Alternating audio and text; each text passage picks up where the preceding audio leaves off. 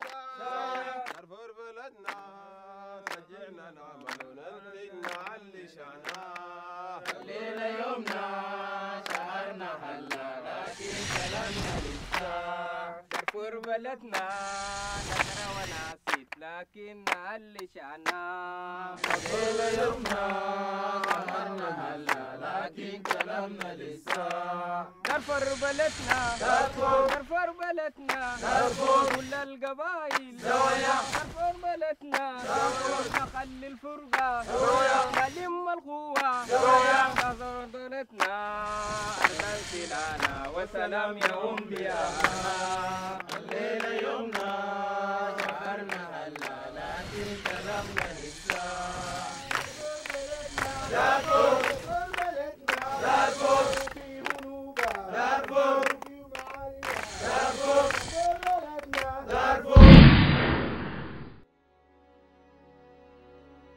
It's a hard topic. It's about the crisis in Sudan, in Darfur. What we're trying to do here is show what is and has been happening in the Darfur region and showing it in as realistic light as possible. The story revolves around 6 Western journalists that visit this small village. They're confronted by a force of Janjaweed militia that arrive in the village, and the journalists are faced with a choice: either leave and report the atrocities that are taking place in Darfur to the world, or stay in the hopes of averting what they know is a certain slaughter. Is there anything we can do? So you say we go back? We head back. We don't, they're gonna kill these people. We there, I'm not gonna touch them with Western media. No. What do you, well? He's looking at me like I'm crazy. I said, what'd I say? A lot of it is hard to watch, but it's important that people see just how far these atrocities go. I thought it's important to make a movie about the genocide in Darfur, actually, during the genocide happens. So I think it's very important to not always wait till it's all done and then to make movies about it. And I think it was important to make that movie here to force the United Nations and the NATO to do action to get Bashir out of his seat and to stop the genocide. When you read about the atrocities that are happening everywhere else, you can't help but want to get involved in some way. I think being a part of this film and working with some of the Darfur refugees and hearing their stories firsthand, it's a start. And I'll be interested to see what I can do from here. The deeper you go, you see that this problem it's not just a surface deal. It's not just these Janjaweed running around killing people. This is like government controlled. And then on top of that government, you have another government controlling that government. And it seems helpless. The mutilation of children. Is it a sense of power? Is it a sense of, you know, it's something I can't really get my head around, and I'm trying to understand what would possess someone to go so far. It's been a real trip working with some of these people here, because these are a lot of the people who are playing the actual townspeople are the real deal, which is insane. And hearing some of the stories about them and actually meeting these people in real life, yeah, it really does bring it that much more in focus. You know, it's not like watching it on, you know, a random news program or something like that. I mean, it brings a real human aspect to the whole thing.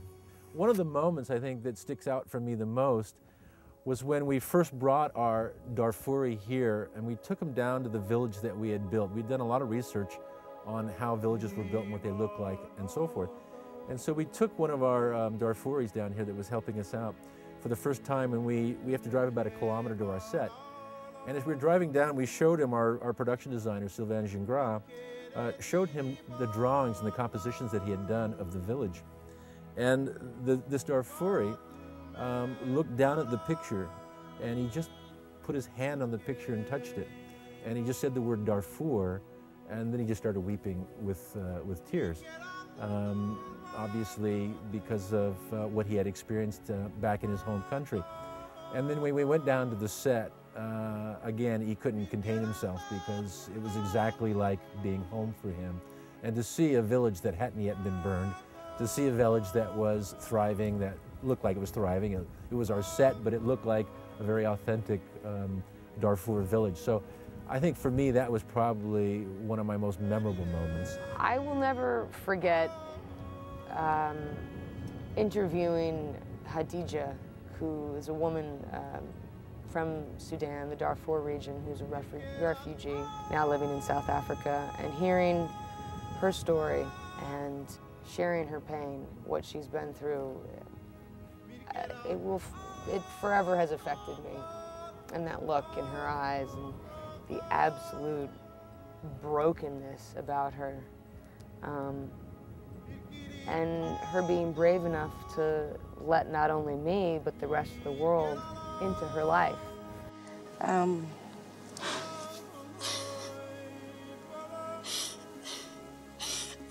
We're gonna get help for your country.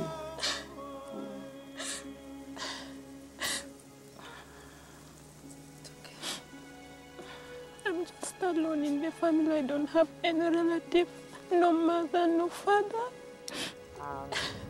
I'll never forget that experience. Everybody who was here working on the project really went for it and put a lot of energy in and a lot of effort to bring their characters to life. And what was a big surprise was, of course, the whole African cast. With the Sudanese playing, like we have original Sudanese refugees playing themselves and their situations. And like Yusuf, and he's losing his family in the movie and how he reacts to it. These were real tears and he gets a completely breakdown. And there are parts in that scenes, they were like totally unstaged, and I think these are the great scenes of that movie.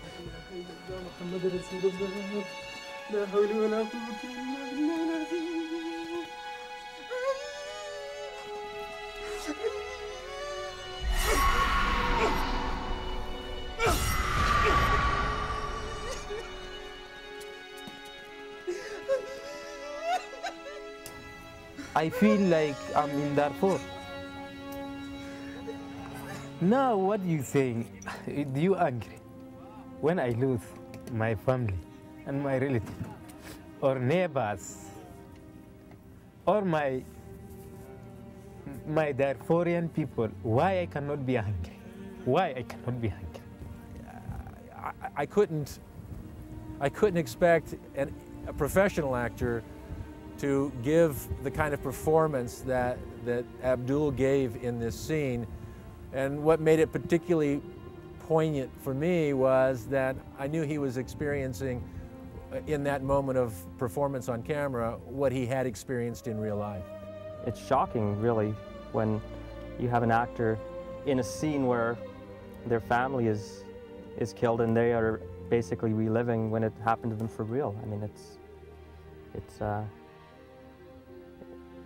difficult to know how far you can go with that, but we basically let the actors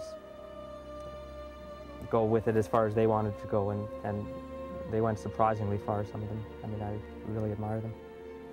I think this film is basically only doable without a script, because if you have a lot of amateur actors like the Africans acting totally natural, how you want to script that, really? I think it was important to come here and to listen to them. And they, for example, said, you build a town like this, and this town is built out of real brick, out of real wood, exactly how they would do it in Sudan. And I think they gave us so many advices how the real Sudanese village life goes, that it would be just arrogant and absurd to sit like in North America and to write something down, like 100-page script, that you come then here and you say, okay, this is how we want to shoot it, and the Sudanese should learn my lines. So it makes no sense. They also talk Arabic and not English in a lot of the scenes, what I think makes it realistic. I'd say this was the most impossible movie I've ever made, but it was also impossible not to make it, and it was impossible not to be involved in it because of what it is. I hope everybody sees this movie. I know everybody is affected by it as much as I've been affected by it. This is a very, very important project, and I'm very proud of being a part of it.